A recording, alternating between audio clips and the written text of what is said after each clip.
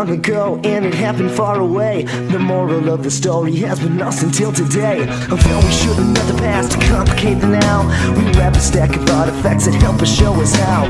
Whatnot hopes and soggy dreams become who I am today.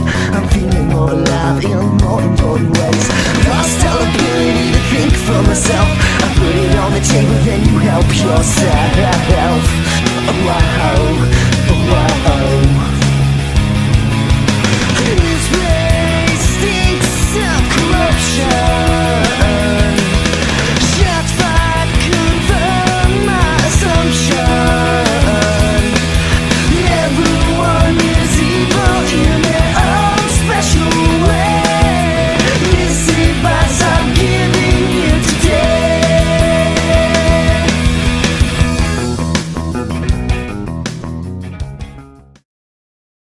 Alright, well, good morning, everybody. When we left off, what kind of mood was Achilles in? Pretty fine. Good, not good. Right from the very beginning. You know, an epic poem usually opens with the invocation of the muses, the poet calling down wisdom from above, the goddesses to inspire him.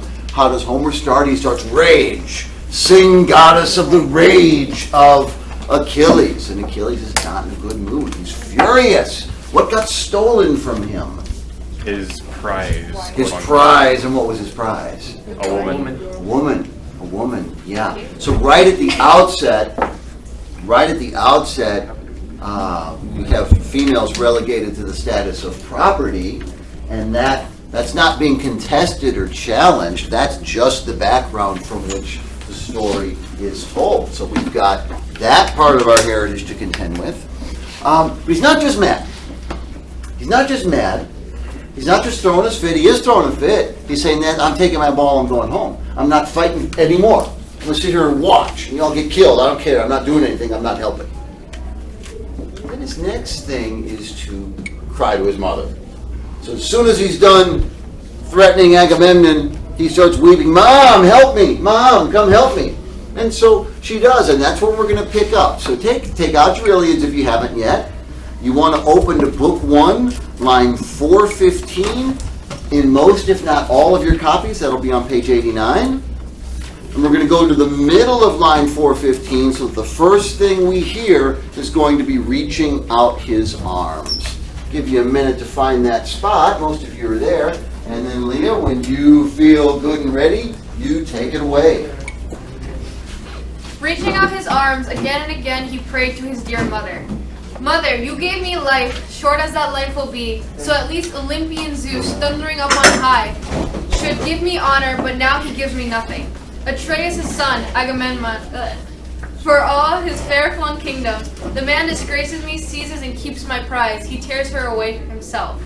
So he wept and prayed, and his noble mother heard him. Seated near her father, the old man of the sea, in the salt green depths, suddenly she rose from the churning surface like mist, and settling down beside him as he wept, stroking Achilles gently, whispering his name. My child, why in tears? What sorrow has touched your heart?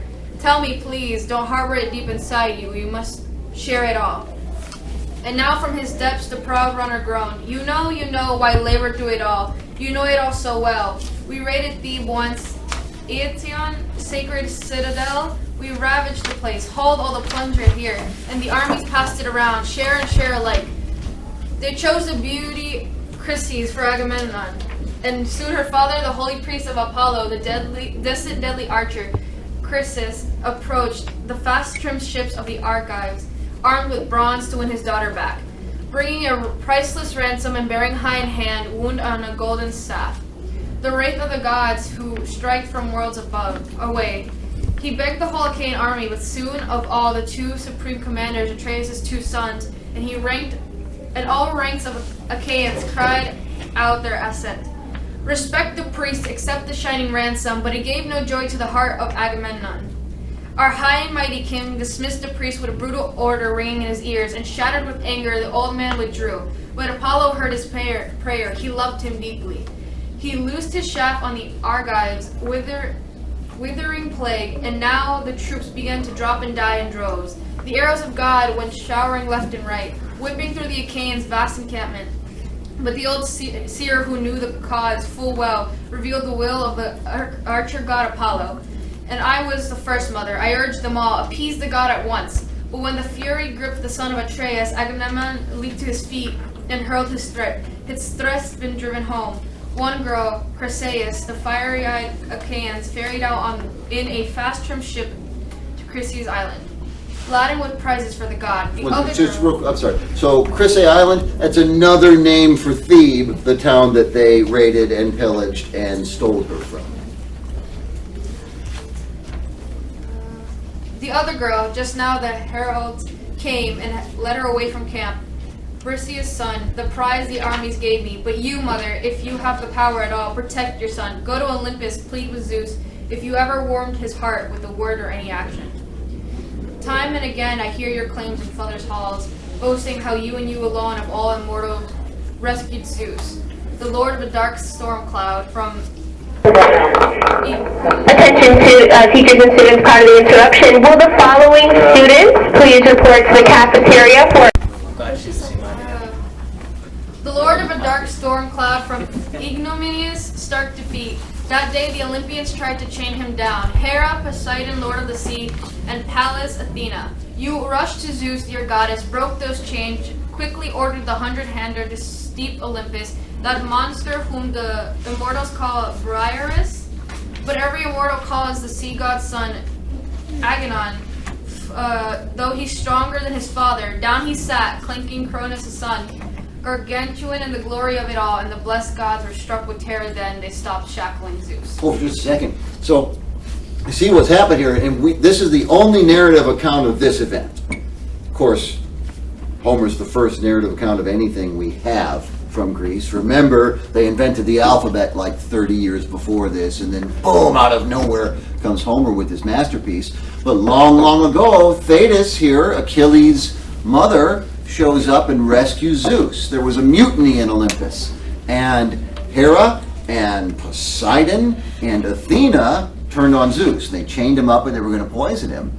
And Thetis shows up, and of course she's a minor goddess, so she can't beat Poseidon and Hera and Athena. So she goes, gets help. She gets one of those old hecatoncheires, the 100-armed monsters, out of the basement, and with that she frees Zeus. And now Zeus owes her big time. And they've got a history. Zeus was in love with her. Zeus wanted to marry her. But she had this prophecy. Remember what the prophecy about Thetis was? Crazy. That her son would become greater than his father. Yeah, and when you're an Olympian and the prophecy is your son becomes greater than you, you know, that means, so no chance of that happening, so he sold her off to be married to Peleus. Go ahead. Remind him of that. Now and go beside him, grasp his knees, persuade him somehow to help the Trojan cause, to pin the Achaeans back against their ships, trap them round the bay and mow them down, so all can reap the benefits of their king. So even mighty Atrides can see how mad he was to disgrace Achilles, the best of the Achaeans. And they Just a second. That's okay. Did you catch that? Did you catch what Achilles is praying for? He said, Mom, I want you to go talk to Zeus, and I want you to have Zeus do us a favor. What's the favor? Kill everyone? Yeah. So a minute ago, he was pouting and saying, I'm not fighting with you anymore. I'm going to sit here and watch. Now he's crossed the line into treason. I don't know if praying can be treasonous in our world, but it can in this world because he's actually sitting next to the goddess who's about to actually go see Zeus. He's not satisfied to say, I'm not going to help. He is now against his own people. He says, go talk to Zeus, and I want thousands of my allies slaughtered.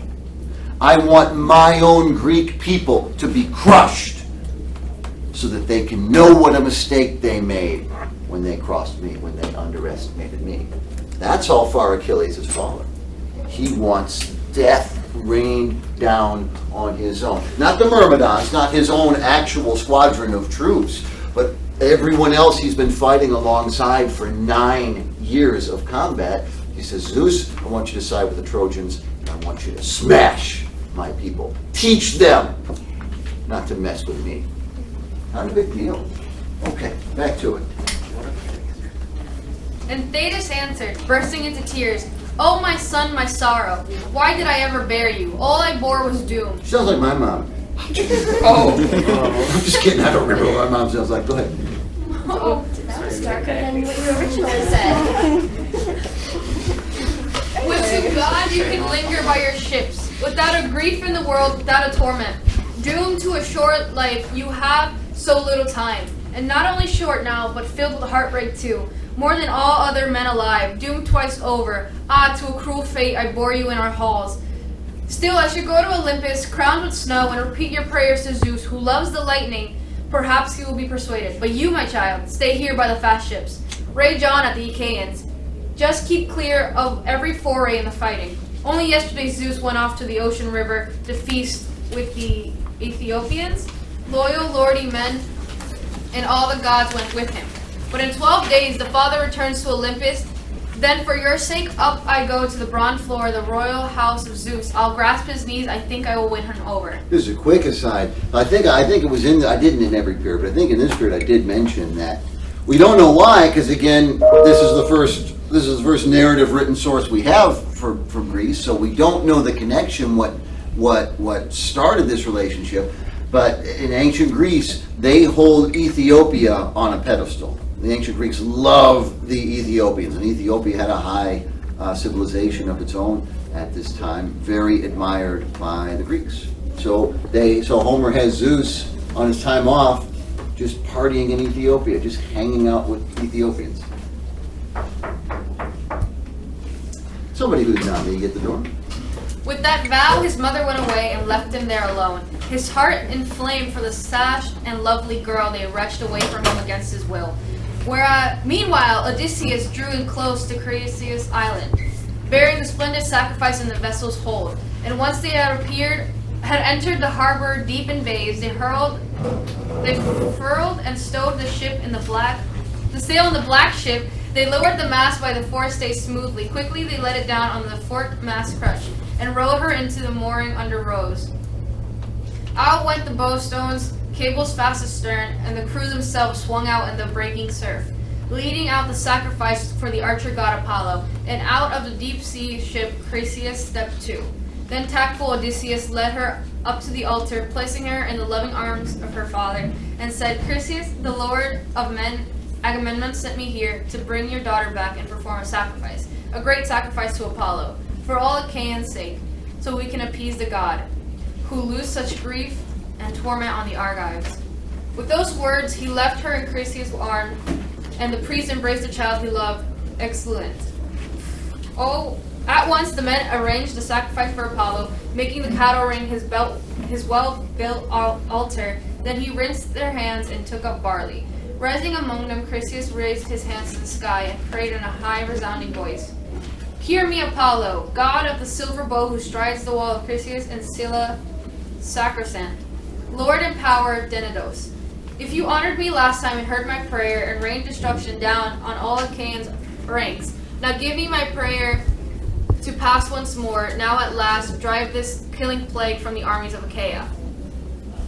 His prayers went up, and Phoebus Apollo heard him. As soon as the men had prayed and flung their barley, first they lifted the heads of the victims, slit their throats, skinned them, and carved away the meat from the thigh bones, wrapped them in fat, a double fold sliced clean, topped with fresh strips of flesh. And the old man burned these over dried splint wood, and over the quarters poured the glistening wine, while young men at his side held 5-pronged forks. Once they had burned the bones and tasted the organs, they cut the rest into pieces, pierced them with spits, roasted them to a turn, and pulled them off the fire. The work done, the feast laid out, they ate well, and no man's hunger lacked a share of the banquet. When they had put aside desire for food and drink, the young men brimmed the mixing bowls with wine, and tipping first drops for the god in every cup, they poured full round for all. And all day long they appeased the god with song, raising a ringing hymn to the distant archer god who drives away the plague. Those young Achaean warriors singing out his power, and Apollo listened, his great heart warm with joy. This is a quick interruption, so we're getting a little glimpse inside of what Greek ritual sacrifice actually looked like, including a custom that has come down to our own time. The pour one out for my dead homies, that goes all the way back to ancient Greece. And I think many other cultures have held on to that too, where part of an homage paid, because most of our cultures around here don't worship the many gods anymore, but a tribute to the dead, including the pouring out of libations, that goes all the way back to ancient Greece, where before you would get wasted, you'd pour the first out for the gods. Back to you. Then when the sun went down and night came on, they made their beds and slept by the stern cables. When young Dawn with her rose-red fingers shone once more, they set sail for the main encampment of Achaia. The archers sent down a bracing following wind. They stepped the mast, spread white sails wide. The wind hit full and the canvas bellied out, and a dark blue wave, foaming up at the bow, sang out loud and strong as the ship made way, skimming the white caps cutting toward her goal. And once offshore of Achaia's vast encampment, they eased her in and hauled the black ship high, far up onto the sand, and shored her with timber. Then they scattered, each to his own ship and shelter.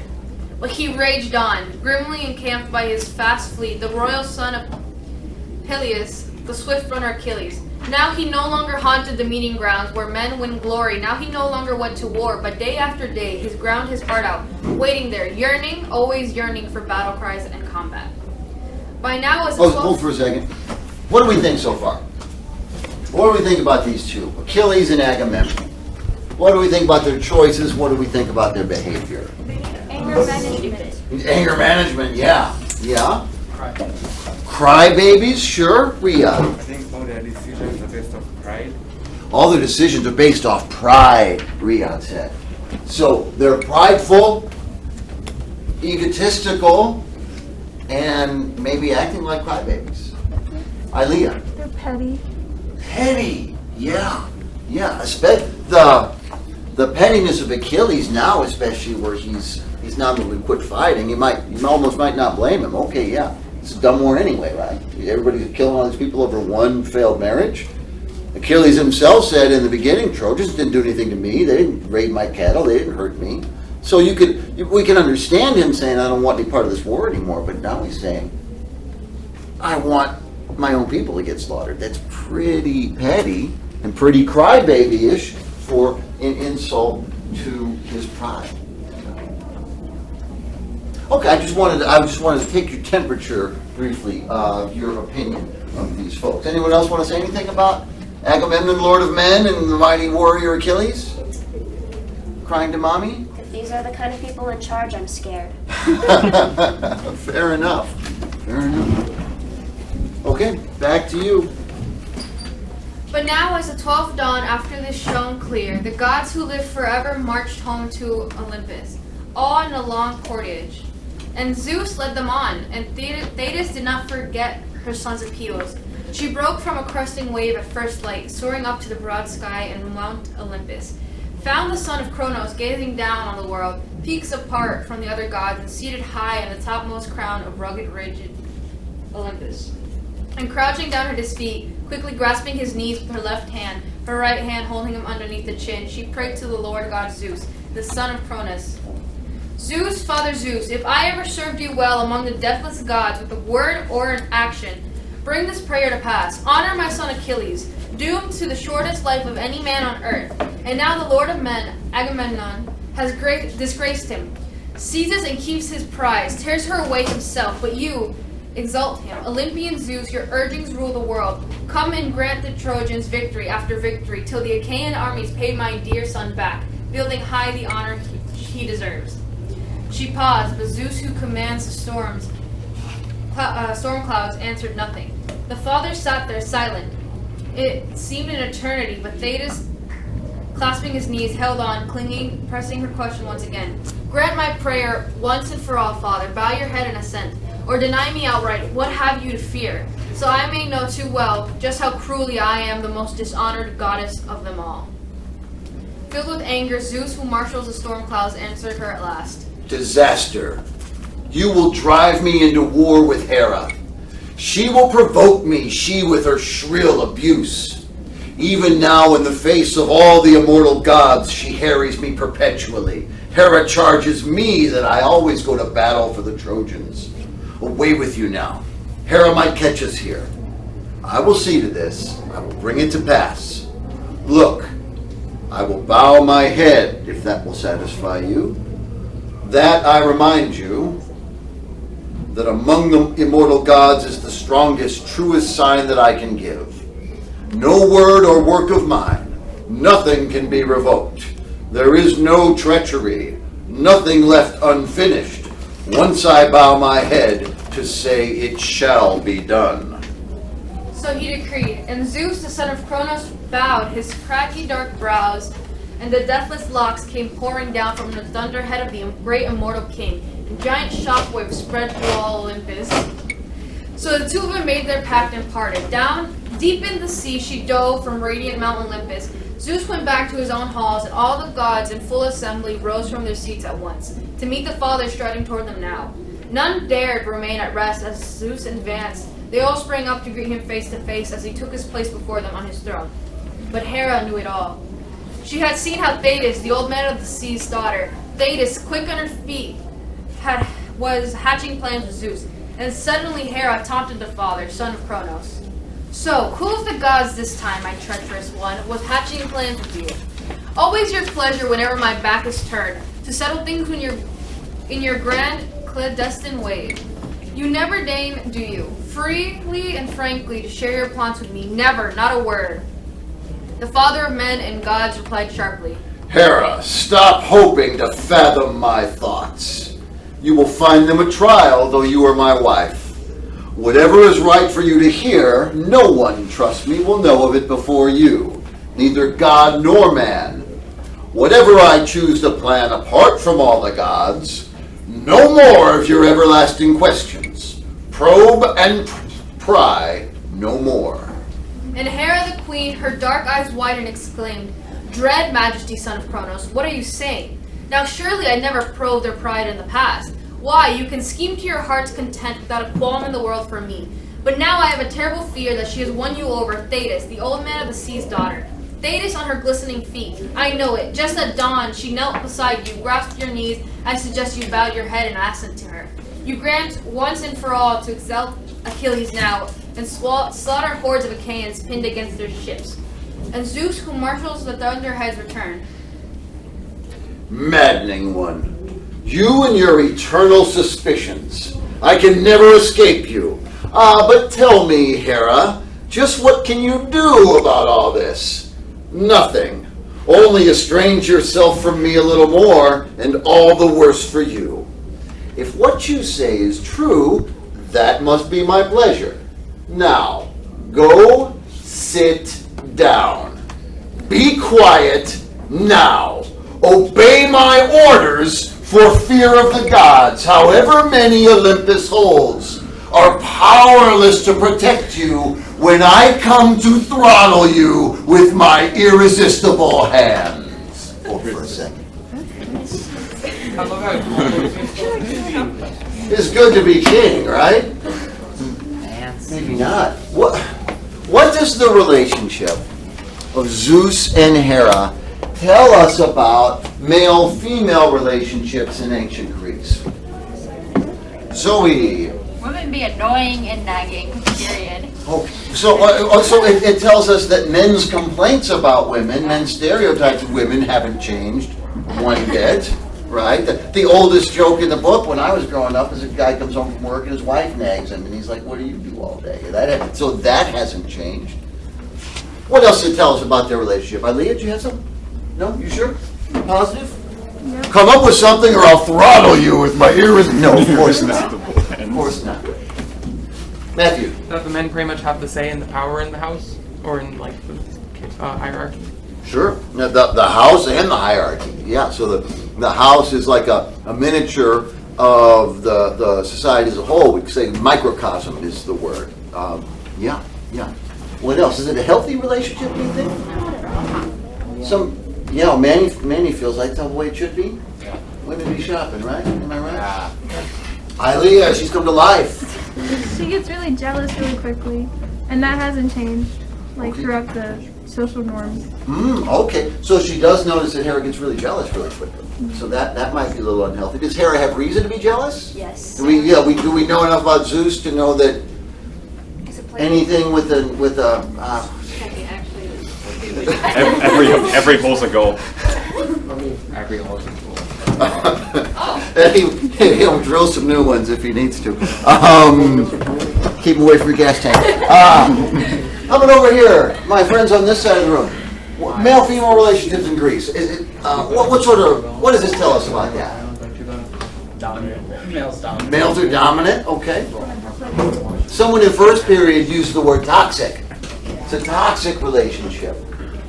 It's an abusive relationship. I'm not meaning to say that every Greek man was a wife beater, but I am meaning to say that if he was in that society, it was his business. Probably didn't want to kill her. Somebody might ask some questions, but Gracie. It also seems like the women are the ones giving like the sound advice. Like Athena was the one who was like, hey, you should probably not kill him. And then Hera's the one like, dude, you're making plans and like scheming against everybody. Why? They have the logic. Yeah. Yeah. And they have the logic.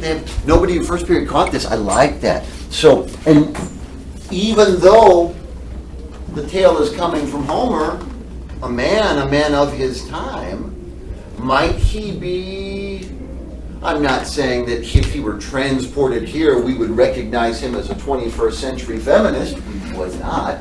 But for a 2700s BC man, Progressive. yes, pretty progressive. That he is portraying women in positive lights. Whereas, how are the men behaving? Crybabies, spoiled crybabies. And Leah. Men are ruled by anger and pride, while women are ruled by reason. Men are moved by anger and pride, and women by reason, at least these women. And at least in this case, these are the same women that started the war over who was the prettiest. Yeah. But, of course, he didn't tell that part, except in flashbacks. He's coming in at this point, and at this point, it's the women who have the cooler heads on their shoulders. They didn't intend to start a war. They just wanted to figure out who was the prettiest. They just wouldn't let it go. Yeah. They just wouldn't let it go. Yeah. Sometimes, we haven't met them yet, sometimes Homer will also have loving relationships, husband-wife relationships in here. And it's always among humans. It's not every human couple. We know that already. It's not every human couple. Remember Agamemnon saying he wanted to keep his sex slave girl because she was prettier than his wife. That's what set off Agamemnon. Yeah. But there will be couples that seem to have healthy relationships. Again, don't expect to see relationships that in the 21st century would be considered healthy relationships with equality. You're not going to find that in Homer. You're not going to find that in anyone who is 2,700 years old. But it's always people, and it's never the gods.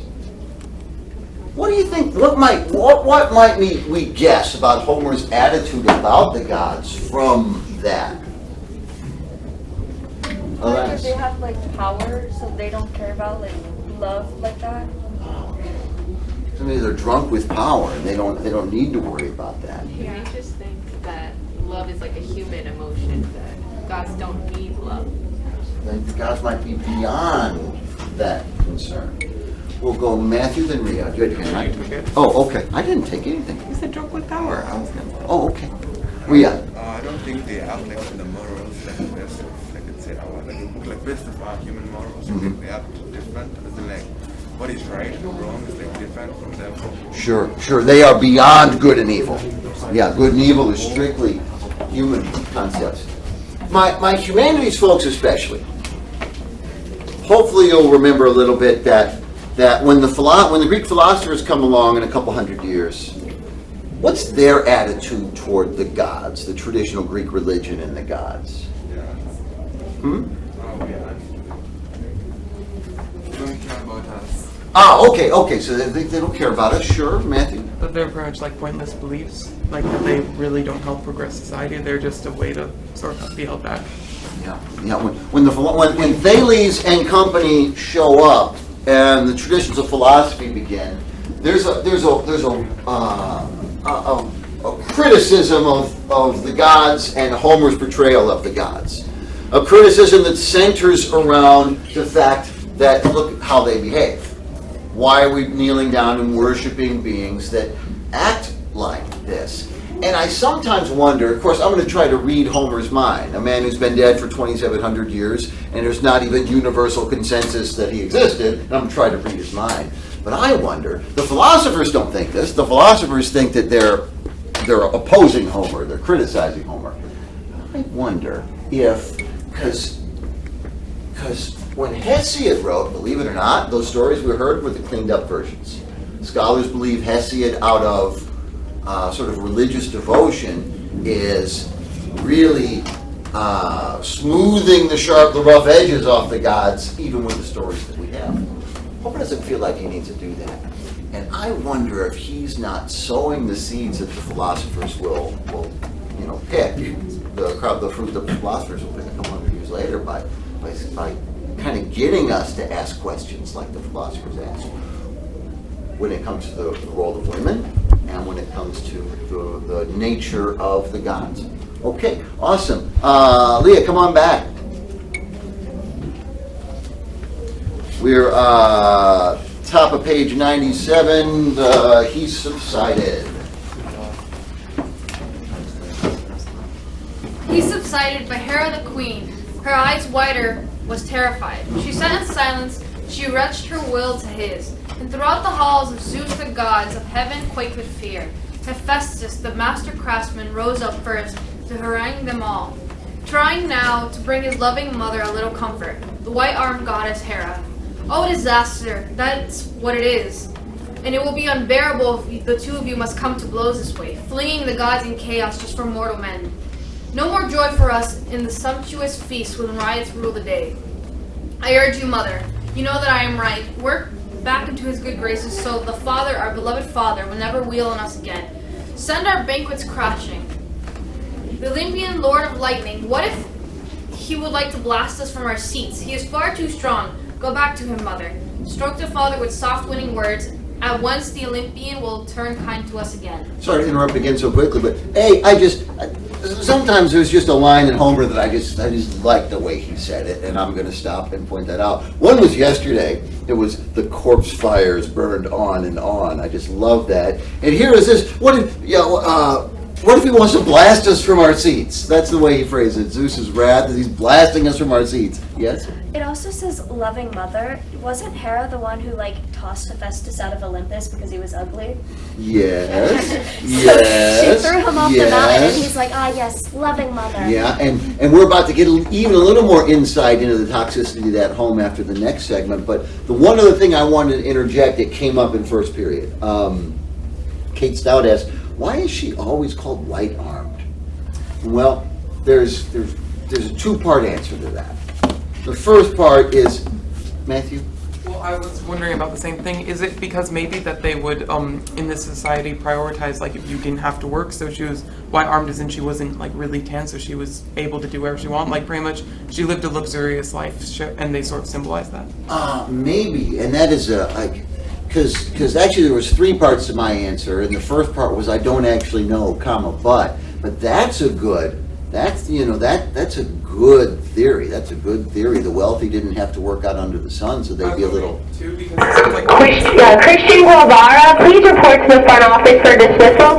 Christian Guevara, please report to the front office for dismissal. Thank you. I was wondering too, because a lot of ancient societies, it seems like they really prioritize not working. Even if you look at the Renaissance, the Mona Lisa was really pale, and they would prioritize being pale and larger because it showed that you didn't have to work. You didn't have to worry about being healthy. In that case, it wasn't like a skin color thing. It was a status symbol that I'm not tanned because I'm not on the sun because I'm not working. That's definitely the case much earlier among the Minoans in their artwork. That's what the skin color in their paintings represents.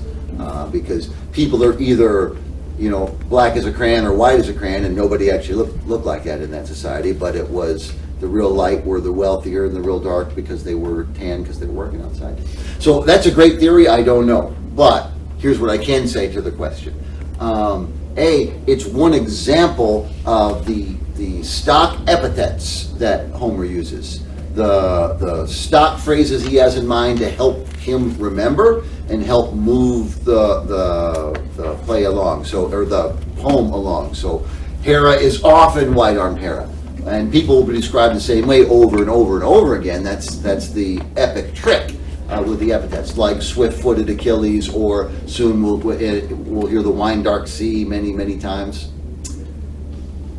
Third, there are often times in Homer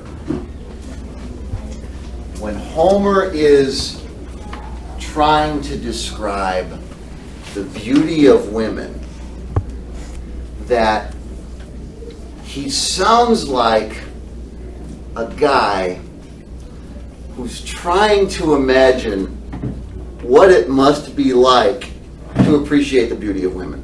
So he'll describe things like the light color of their forearms, or describe her of the glistening feet, or of luxurious ankles, and I just picture him like,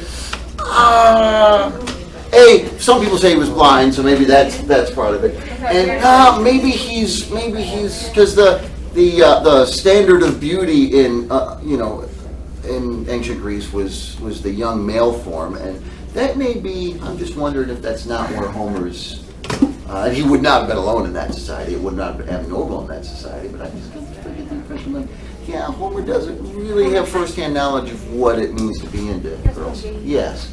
Side note, but you mentioned that like he might have been blind. Where did that theory come from?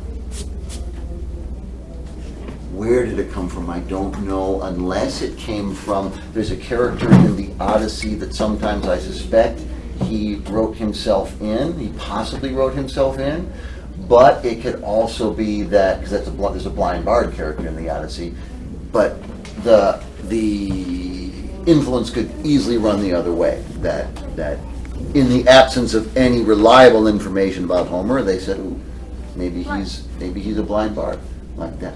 Okay. Yeah, but he's often portrayed as a blind bard. Thing is, like we talked about on the intro to Homer Day, there's just no consensus about anything about him, even his existence. There are things that are more or less likely, but like ancient authors who should know better sometimes put him 400 years before he could possibly have lived, because it's 400 years before the Greek alphabet. Okay. Leah, until I interrupt you again. Bleeding, springing up with a two-handled cup, he reached it toward his loving mother's hands with his own winning words. Patience, mother, grieved as you are, bear up or dear as you are. I have to see you beaten right before my eyes, I would be shattered. What could I do to save you? It is hard to fight the Olympian strength for strength. You remember the last time I rushed to your defense? He seized my foot and hurled me off the tremendous threshold. And all day long I dropped. I was dead weight, and then when the sun went down I plunged to Lemnos. Little breath left in me, but the mortals there soon nursed a fallen immortal back to life. One quick moment. So we talk about the word toxic in their relationship. Look at the family dynamic there. Husband is beating wife. Son rushes in to rescue mother. Father throws son off of a mountain. And to this day, Hephaestus is the crippled god. He doesn't recover from that injury all the way. He doesn't look crippled in that picture, but he walks with a limp, and he's not walking at the moment. He's also the one who makes the armor and the, what are you pointing at here? Oh, I was going to ask a question, sorry. Okay.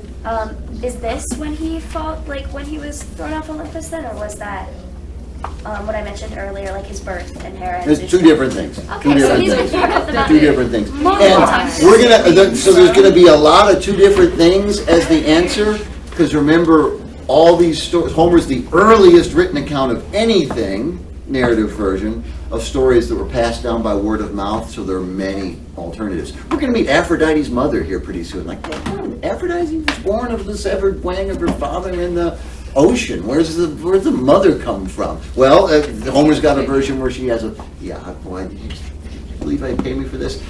Finishes off, Leah, before I get myself in any more trouble. At that, the white-armed goddess Hera smiled, and smiling took the cup from her child's hands. Then dipping sweet nectar up from the mixing bowl, he poured it round to all immortals, left to right. An uncontrollable laughter broke from the happy gods as they watched the god of fire breathing hard and bustling through the halls. That hour then, on all day long till the sun was set, they feasted, and no god's hunger lacked their share of the handsome banquet, or the gorgeous lyre Apollo struck, or the muses singing, voice to voice in choirs, their vibrant music rising. At last, when the sun's fiery light had set, each immortal went to rest in his own house, the splendid high walls Hephaestus built for each, with all his crafts and cunning. The famous crippled smith, and Olympian Zeus, the lord of lightning, went to his own bed, where he had always lain, with welcome sleep came to him. Then he climbed, and there he slept by his side, lay Hera the queen, the goddess of the golden throne. Among us, it's a total dumpster fire. People are dying left and right. 9 years of war with no end. And all of us are begging the gods to help. Please intervene. Please do something. Take sides. Grant us peace. Give me strength. Help us. We're dying. And the gods, they notice. They argue about it for a few minutes. And they're like, screw it. Let's party. Let's get drunk. Let's have a feast. Teachers and students, please run in attention. Ms. Camacho, please report to the front office or dial extension 1033. Ms. Camacho, please report to the front office or dial extension 1033. Thank you. So while Trojan women and Greek women mourn the slaughter of their sons away at war, the gods be like, let's party. All right, that's book 1 of the Achilles. Next time we'll talk books 2 through 4. Thank you, Liam. Thank you, Leah. Dare I invite you to take a selfie? I dare not. I dare not. Come on, Liam, do a selfie.